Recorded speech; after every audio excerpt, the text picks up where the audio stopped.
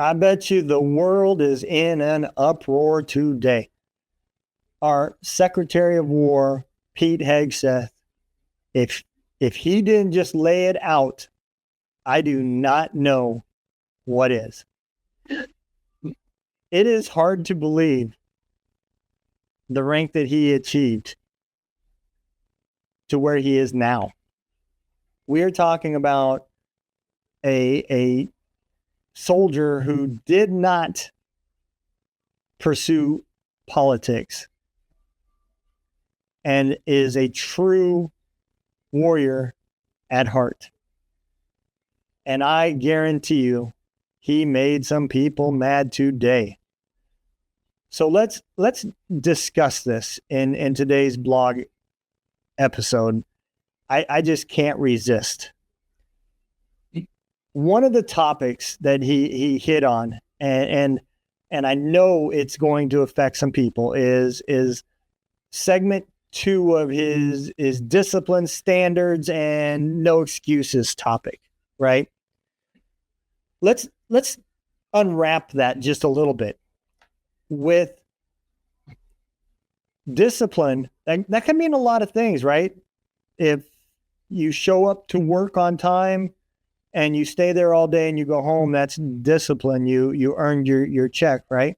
Well, in the military, discipline goes a little bit further. You know, discipline is the ability to follow orders without supervision. That's discipline. Making sure that your body is physically fit for the job. Not that you're just present, but you are in the moment and you are physically fit. Your hygiene is up to standard. And you are ready to be a professional warfighter. That is discipline. And we haven't had that for a while in our military.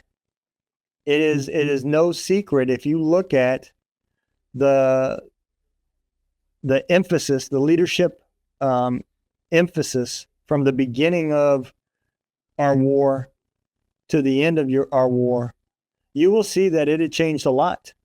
And there was a lot of new things implemented. And it not only created diversity amongst soldiers and amongst Americans, but it also created a distraction for our warfighters. You know, no different than anybody that's probably ever had to take a camera crew out on a mission with them, and that additional distraction of having to take care of somebody who's not a war fighter, who is not carrying a weapon, is just another spot taking you out of the moment of where you're at. You have to put 20 or 30% of your thought process on that individual. Well, when you're discussing the topics of transgender and grooming standards and making all these changes that have not been our way ever in the military, it becomes a distraction and a divide, because some people are going to want these, other people's are not. And so when he talked about fat troops and out of weight troops, I know everybody that listened probably thought he was talking about the lower soldier, but I promise you, there was somebody in that audience that he was talking to as well. There was somebody in that audience that said, is he talking to me? And that thought right there, if it pops in your mind, then yes, he was talking to you, because you're already not making the standard. And it bothers you that the standards are going to be raised. Not raised, returned back to where they should be. Now,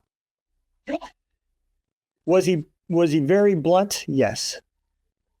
The way he brought it and said it for people that were never in the military, never had to deal with high stress items like this, yes, he probably hurt some people's feelings. He probably sounded very arrogant to them. The truth is, show me another career that has the same life threatening as firefighters, police department, and your soldiers. And the people that are in those environments aren't a little bit rough around the edges. There's a reason for that. And it's also our downfall. But part of being able to be resilient in a job like the police forces, our law enforcement, our fire departments, our first responders and soldiers, is you have to be a little bit rough around the edges. You have to have that callous skin to handle what is going on. And so what I'm saying is, if what he said and how he said it to bother you, then he was talking to you. He's just telling you this is not your career. Doesn't mean there's nothing you can do. You can go do something else, but this is not for you. And I have seen it time over again that people think the military is one thing, and they rapidly discover it's not. It's something else that they've never encountered. And is it fair to put that person in a position to where his life could be over, or her life could be over, or the person that they're with's life could be over because they weren't prepared? They didn't stand up to the standards that is required to bring people back home safely. Then I would strongly suggest that that is not the place for you. This next topic is probably where the majority of the people actually took the most offense. And I kind of find that funny. I really do. If that is the biggest problem. But when he talked about the culture shock, out with the woke and back to the warrior mindset, I completely understand what he's talking about. He is talking about getting rid of that distraction that our troops have had for several years now. And I don't care about the politics side, but I promise you, if those standards had not dropped so much, Abbey Gate would have never fell at the end of Afghanistan. And those soldiers would have never gotten hurt. And that threat would have been eliminated with an order given on ground, on site. And all of that went away. All of that went away with the weak leadership that had carried over from us lowering the standards, not putting the standards first, and allowing anybody that wanted to come in, get the numbers up, train them, move them in, move them out, send them. And you just can't do that, because after the fighting is over with, these become your leaders, your higher rank, your most experienced and most trained individuals. And if they're not meeting the standard prior to that, what is going to happen to the people that they're training?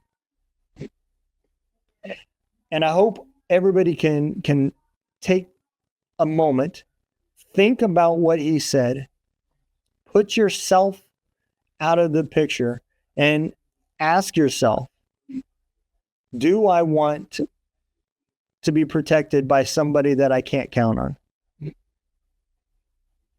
Because that is his whole point. It doesn't matter what your sexual orientation is, what your gender is. It matters, can you physically and mentally pass the standard? And this is the standard. You're either on one side of the line or you're on the other side. One side shows results that people can go and come back home. Another side shows a lot of the problems that we just talked about. Discipline issues, standard issues, training issues, leadership. I hope all y'all took the time to listen to what he said. Listen to different outlets. Take yourself out of the picture, become biased, open-minded, and ask yourself, truly, who do you want protecting this world and in this country?